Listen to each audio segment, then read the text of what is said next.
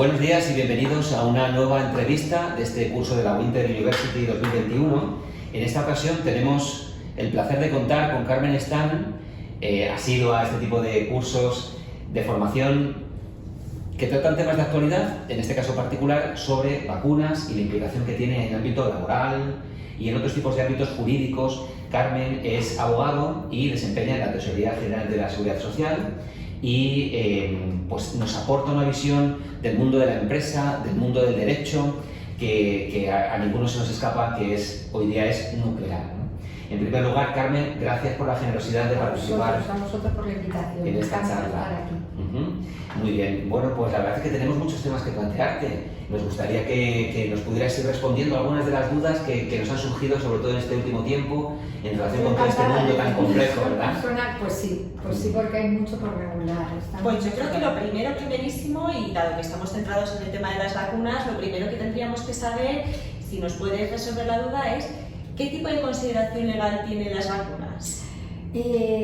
A la hora de hablar de la vacuna y la vacunación, tenemos que tener en cuenta la Ley de Garantías y Uso Racional del Medicamento. La vacuna tiene la condición de medicamento y además de un medicamento muy especial, porque puede ser muy invasivo, y existe una regulación bastante específica dentro de la condición de medicamento biológico por el impacto que hay, ¿no? y porque está íntimamente relacionado con problemas de salud pública y, como muy bien ha dicho Pedro, con problemas de salud laboral. De tal manera que la especificidad en la prescripción de la vacuna radica en que no solo estos profesionales sanitarios, que según la Ley de Ordenación de las Profesiones Sanitarias pueden prescribir, principalmente médicos y odontólogos, podólogos, sino que la prescripción puede ser a nivel de autoridad sanitaria, que es lo que nos está ocurriendo ahora nos estamos vacunando y no tenemos una prescripción médica. Directamente desde la consejería, que tiene transferidas las competencias, nos llaman y nos vacunan. También decir, aparte de esta consideración específica, en relación con las vacunas como un medicamento biológico, que en relación con la receta por principio activo y receta por marca, cuando se tiene la condición de medicamento biológico, como puede ser, vosotros lo sabéis por vuestra condición de sanitarios, como puede ser las vacunas, como puede ser la insulina, a la hora de dispensar, que es el acto segundo después de la prescripción, está la dispensación a nivel farmacéutico. Estos medicamentos biológicos no pueden ser objeto de sustitución por principio activo. Esto nos manifiesta un poco el carácter invasivo o de regulación específica que puede tener la vacuna. Muy bien. Oye, y en relación con todo este proceso de la vacunación, queremos consultarte todo lo relativo a la protección de datos, al consentimiento informado, a la voluntariedad, obligatoriedad de la vacunación en el ámbito laboral. Por hacerlo ordenadamente, ¿puede la empresa obligar a un trabajador a vacunarse o a acceder a información sobre su estado de vacunación? En principio se ha especulado muchísimo, ahora ya estamos más animados todos. ¡Ah, qué bien me he vacunado!, ¿no? Yo era de las que hice una tribuna diciendo que la vacuna no era obligatoria, digo, pues acaso. La vacuna, en principio la vacunación es voluntaria, no es obligatoria. Eso jurídicamente es así. ¿Por qué? Porque hay un derecho fundamental, que es el derecho a la autonomía, regulado en la Ley 41/2002, la autonomía del paciente y la facultad de decidir, que al considerarse un derecho fundamental para limitar o restringir los derechos fundamentales o pasar por alto este derecho fundamental, necesitamos la regulación de una ley orgánica. Son las leyes orgánicas las que regulan los derechos fundamentales, no basta una ley ordinaria. Con lo cual, en el estado de alarma, la Ley de Salud Pública permite al gobierno en estado de alarma adoptar medidas restrictivas de los derechos fundamentales. No poder salir a la calle, excepciones a la autonomía del paciente, etc. Pero una vez acabado el estado de alarma, como regla general, la vacunación es voluntaria, incluso en profesionales sanitarios.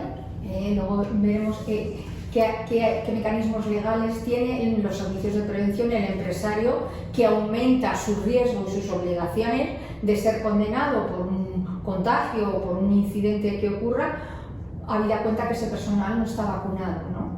Pero en principio la vacunación es voluntaria. hemos visto alguna ley, como la ley gallega, que establecía multas para que las personas que no se pudieran vacunar. Ha sido suspendida, está en suspenso, ahora mismo no tiene eficacia esa norma, habida cuenta que se tiene que pronunciar el Tribunal Constitucional sobre si restringe o no derechos fundamentales. Sí que es verdad que nuestra Ley 41/2002, que es la que reconoce el derecho a decidir y el derecho del paciente a tratarse o no tratarse, sí que especifica una serie de excepciones en las cuales yo puedo prescindir de la voluntad del paciente para tratarle o puedo incluso actuar en contra de su voluntad. Estas excepciones que se han generado, como estábamos comentando antes de la entrevista, el derecho sanitario es un derecho muy móvil y lo que hoy ahora vale no vale y lo que antes no ha ocurrido no está regulado. Estas excepciones a la autonomía son fruto de incidentes que han ocurrido antes, similares al COVID, no tan devastadores, pero sí similares al COVID. Las excepciones y los supuestos en los cuales tú puedes actuar en contra o por la fuerza, por decirlo así, son los denominados la urgencia vital, pero la urgencia vital tiene que ser una urgencia muy vitalísima. Yo recuerdo un caso real, una chiquita que era ginecólogo, la operó su compañero ginecólogo, tuvo al bebé, tuvo el bebé por cesárea, tenía un proceso tumoral que ya esperó a quitárselo al tener el bebé. Y cuando estaba dormida la cesárea, el ginecólogo preguntó al marido si ya se le hacía la esterectomía, el marido consintió, ella demandó al ginecólogo, esto es un caso real, y el ginecólogo fue condenado por falta de consentimiento, por daño moral, porque no había urgencia vital, podía haberla despertado, haberla preguntado, haberla vuelto a operar. Con lo cual la urgencia vital tiene que ser vitalísima, no es una excepción que pudiéramos aplicar a la vacunación. El segundo excepción que se podría ser aplicable, y lo hemos visto, pero ya era muy restringido al principio de la vacunación, son los tratamientos sanitarios obligatorios. Son aquellos en los cuales tú puedes tratar al paciente en contra de su voluntad con una autorización judicial. Esto pasa, por ejemplo, con los testigos de Jehová, que hubo una sentencia que condenó por la vulnerabilidad. Hay situaciones en las que los sanitarios os encontráis en una situación conflictiva. Si hago A me condenan, si hago B también me condenan. Con lo cual, los testigos de Jehová pasó eso. Si dejo que se muera, homicidio involuntario. Si le transfundo, vulnero la libertad religiosa. Bueno, pues una sentencia que condenó al médico y al letrado que hizo el informe por vulnerar la libertad religiosa, pese a que salvó la vida de ese menor. Y a partir de entonces, pues los testigos de Jehová en la sanidad pública, porque en la privada normalmente van con tratamientos alternativos a la transfusión. Se les transfunde en contra de su voluntad con una autorización judicial. Problemas de salud pública que se han producido, la tuberculosis. Cuando hubo un brote de tuberculosis tremendo en el hospital de la Fuenfría, pues los pacientes pedían el alta voluntaria y no podías retenerle por la fuerza, porque tenías una denuncia por retención ilegal. Entonces, ¿qué se hizo? Para evitar un problema de salud pública, porque uno de ellos pues, se escapó y se le tuvo que poner en busca de captura, pues se pedía autorización judicial y se les retenía en contra de su voluntad en el hospital. Esto sería trasladable al COVID. Pero el COVID, y hemos visto, sobre todo en residencias, que se las ha vacunado en contra de su decisión con autorización judicial, una vez y ya no me he vuelto a ver más. ¿Por qué? Porque el paciente que va a vacunarse de COVID no es paciente, y estoy hablando mal, es usuario o cliente, como queramos llamar, de una forma más moderna, ¿no? Pero no tiene una patología. Con lo cual, en principio, mantener la vacunación como obligatoria solo con autorización judicial. Ante el juzgado de lo contencioso, o incluso se puede poner una solicitud ante el juzgado de guardia, que sí que es verdad que aunque la justicia es lenta, en estos procedimientos es muy rápida. Pasa como los pacientes psiquiátricos.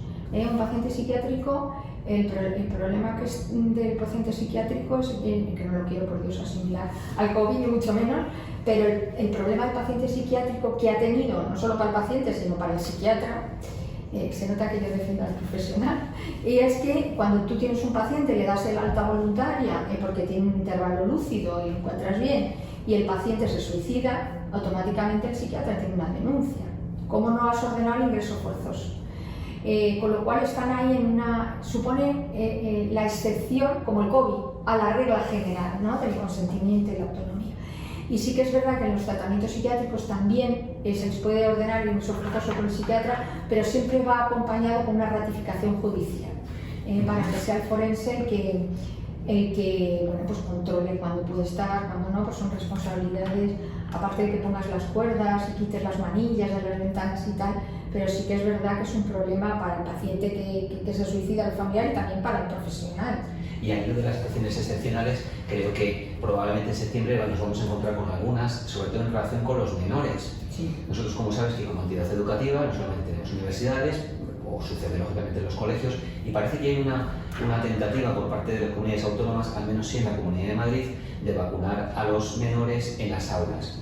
Desde el punto de vista operativo tiene toda la lógica. Toda la lógica, pero la ley es tremendo, claro, porque estamos ante menores y actualmente, por desgracia, estamos en una sociedad diferente, me guste o no, es una sociedad diferente, y sí que es verdad que hay menores con padres separados, etcétera, y esto genera una problemática para el profesional que trata al menor, para los centros educativos tremendo. Con lo cual la mayoría y el derecho del menor, junto con la ley del menor y la ley de protección del adolescente, pues se complica un poquito más. Yo esto no lo veo muy complicado en el siguiente sentido, y es que la ley 41/2002 marca como autonomía o como mayoría de edad sanitaria los 16 años. Con 16 años el menor ya puede prestar válidamente el consentimiento. Sí que es verdad, y por vuestra especialidad lo sabéis, que determinadas praxis sanitarias, como la Ley de Salud Sexual y Reproductiva o la Ley Reguladora del Testamento Vital o documento de instrucciones previas, exigen 18 años para determinados tratamientos, como son técnicas de reproducción humana asistida, fecundación in vitro, fecundación con estimulación ovárica, etc. Requiere 18 años. 18 también para hacer testamento vital o documento de instrucciones previas, y 18 años para donación de órganos de persona viva. En principio la vacunación no marca una mayoría de edad de 18 años, con lo cual el menor con 16 años puede prestar válidamente el consentimiento. Problemáticas que puede plantear, pues por ejemplo el problema del menor maduro y el problema de que los padres estén separados. Y el padre opina una cosa y la madre otra. ¿Quién presta el consentimiento por el menor? También con los pacientes, esto es un problema en centros educativos y en centros de residencias. ¿Por qué? Porque pese a que la mayoría de edad son 16 años, la Ley 41/2002 exige, y hay muchas sentencias por condena por daño moral, que se informe al paciente en términos comprensibles para el paciente. Con lo cual, no solo debemos informar al paciente de lo que le vamos a hacer, sino de los riesgos que puede tener, de las alternativas terapéuticas y de las ventajas o inconvenientes, en términos comprensibles. Con lo cual, aparece la figura jurídica del menor maduro, es decir, menores que tengan 14 y 15 años y digan, no, es que yo no me quiero vacunar, mi madre me está diciendo que sí. En principio, con 16 años, él decide, y con 16 y menos, o menos deciden los padres, el padre o la madre. Pero la ley obliga a oír al menor con 12 años. Y si tiene suficiente madurez, siempre tiene derecho a ser oído. De tal forma que en España los padres no son dueños de la vida sanitaria del menor. Sino que cuando se duda, o cuando un sanitario en un hospital, y esto trasladaremos a los centros educativos y residencias, oye al menor, se abre la caja de Pandora, es decir, no, es que el padre quiere una cosa pero el menor quiere otra. ¿Qué soluciones se están adoptando ahora? Esto ha pasado no en vacunas, pero ha pasado, por ejemplo, en cirugías transexuales, en abortos, que los padres a lo mejor querían que abortar y no sé que desea que abortar, etc. En España tenemos una herramienta que, como digan los fiscales, ya me van a matar, que es el fiscal. El fiscal está en todos los procedimientos penales, pero también en los civiles cuando estamos ante temas de menores o incapaces. En España, esto de la película de La decisión de Anne, no sé si la han visto los que nos están viendo, si no la habéis visto no la veáis porque es muy triste. Yo cuando la pusimos en una charla acabé con todas las de corrido, bueno, es muy triste. Se trata de una niña, tiene una niña por bebé Salvador en un medicamento, aquí en España de momento se puede hacer, es legal, y la niña pues va dando órganos, piel, etcétera, a su hermana enferma. Se hace un diagnóstico genético preimplantacional para tener ese bebé sano, y cuando nace, eso aquí en España sería impensable. Primero, porque la donación de órganos de persona viva requiere 18 años, y en segundo, que siempre hay que decidir lo que es mejor para el menor. Con lo cual, si tenemos una negativa de ese menor, pese a que los padres tengan el consentimiento, yo aconsejo que tengamos un informe del fiscal, que pedirá informe al forense, que nos diga que eso es lo mejor para el menor. Es decir, en temas de aborto, por ejemplo, ha habido niñas que los padres le querían obligar a abortar, ellos no querían, y ya se eliminó todo esto y se dijo que en España se puede abortar, es legal el aborto con un sistema de plazo, pero de 16 a 18 años se requiere el consentimiento del padre y de la madre, o una autorización judicial. Con lo cual, en principio, como regla general, el consentimiento lo puede prestar el padre o la madre que tenga la patria potestad, no la custodia. La patria potestad es la representación del menor. El hecho de que tengamos custodia compartida o que tenga uno la custodia, la guardia de custodia es con quién vive ese menor, ¿no? Con quién convive. Pero la patria potestad es la representación legal de ese menor. Y puede que tú tengas la guardia de custodia, el menor esté con la madre o esté con el padre, pero la patria potestad la tienen las dos. ¿Qué ocurre si uno se niega? Hombre, en principio, como regla general, y esto se lo digo a los odontólogos, como regla general basta el consentimiento de uno. Salvo aborto, por ejemplo, que requiere el de los dos. Pero sí que yo aconsejo que si hay oposición de la otra parte, que se dé traslado y que tengamos una autorización judicial, porque podemos tener un problema. Yo recuerdo ahora mismo hace mucho tiempo, con la abuelita, de una niña con síndrome de Down que se la esterilizó, fue la primera, ahora se requiere autorización judicial. Hay determinadas praxis sanitarias que además de consentimiento se requiere autorización judicial. Bueno, pues la madre la esterilizó, tenía la guardia de custodia ella, pero el padre las había abandonado. Cuando apareció el padre demandó al ginecólogo por un delito de mutilación y falta de consentimiento. Con lo cual, el tema del menor en España, los padres no son dueños. Con lo cual, en principio, 16 años, si el menor es suficientemente maduro, tiene derecho a ser oído, sobre todo con 12 años. Y ya si oímos al menor, sale un poco la caja de Pandora, ¿no? Pues que yo no me quiero vacunar. Yo creo que esto tendrá que regularse, está sin regular. Esto es trasladar los juicios que estamos teniendo de menores al tema de vacunación. Con lo cual, pues tendrá que haber una regulación, y además una regulación a nivel de ley orgánica. Tendrá que haber un acuerdo político. Si no lo entiendo bien, entonces es que, por ejemplo, en el caso de la vacunación, en el caso del coronavirus, habéis dado cuenta de que además estamos viendo que la variante Delta pues, afecta también más a personas más jóvenes, y es perfectamente presumible que pueda producirse algún otro tipo de variante breve, ¿no? que afecte incluso más a edades más tempranas. Yo me imagino que la Consejería de Educación y Sanidad dictará una normativa de desarrollo, me imagino, pero pese a que están transferidas las competencias, yo creo que eso exige un rango de ley orgánica, tendrá que haber un acuerdo, y si no, pues mayoría de edad, el menor no se le oye, y cuando yo me imagino cuando haya muchísimos procedimientos solicitando autorización de la Fiscalía, pues se dictará una orden del Consejo General del Poder Judicial. Pero no parece una regulación muy compleja, habida cuenta de que la casuística en el caso de los menores es prácticamente infinita, porque hay muchísimos, y de alguna manera mantener un único criterio.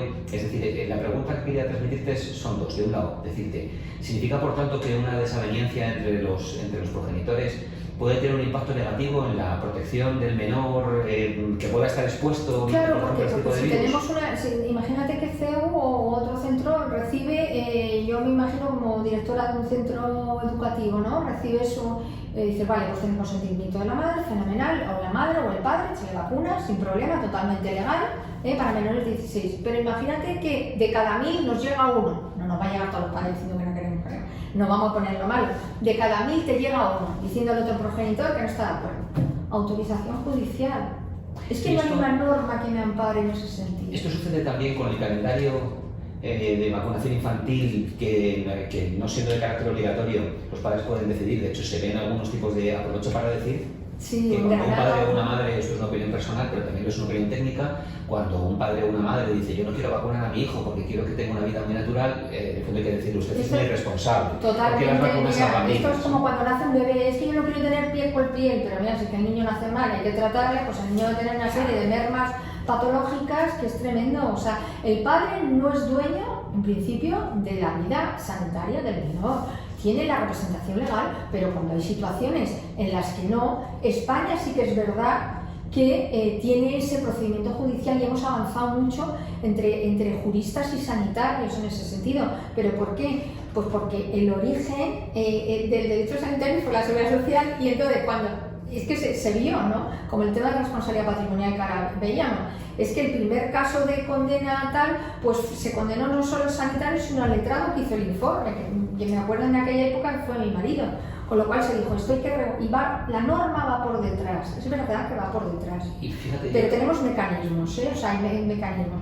De 1000 alumnos te va a pasar 2, yo en esos 2 no me arriesgo, desde luego. y ahora que es un tema tan controvertido en el ámbito también de los menores, ¿qué sucede con los menores no acompañados? Es decir, y estas personas que no tienen representación legal, ¿quién asume la representación legal en este ámbito? Es decir, estamos hablando de un problema de salud pública, o Sí, el virus no distingue por nacionalidades, ni por sexo, ni por edades. Exactamente. De manera que, ¿qué sucede con estos menores? ¿Asume la administración la responsabilidad para su vacunación? Los menores que están, por ejemplo, nos están llegando centros de menores, que los padres no están identificados, es la administración sí la que tiene la guardia de custodia, la guardia postal, y la que puede atribuir que el niño pase en acogida y posteriormente en adopción. Sí. Bueno, entonces, en tu opinión, tomando un poco de... Se me olvidaba la pregunta que me has hecho en caso de la residencia. En menores está perfectamente regulado, padre, madre o decisión de autorización judicial. El tema de la residencia, para consolarnos, lo tienen un poquitín más a estudiar. ¿Por qué? Porque en España, para realizar actos jurídicamente válidos, cualquier viejecito puede vender su casa al nieto que más le guste, aunque tenga una demencia tremenda. Ese acto va a ser válido, porque comparece ante notario y el notario da fe que en ese momento está en plenitud de facultades mentales. Pero en sanidad no. En sanidad, si se logra demostrar que esa persona, pese a no estar incapacitada, no tenía facultades mentales para entender, yo recuerdo un juicio de un señor que no sabía ni leer ni escribir, entonces logró probar que no entendía lo que le habían dicho. Con lo cual,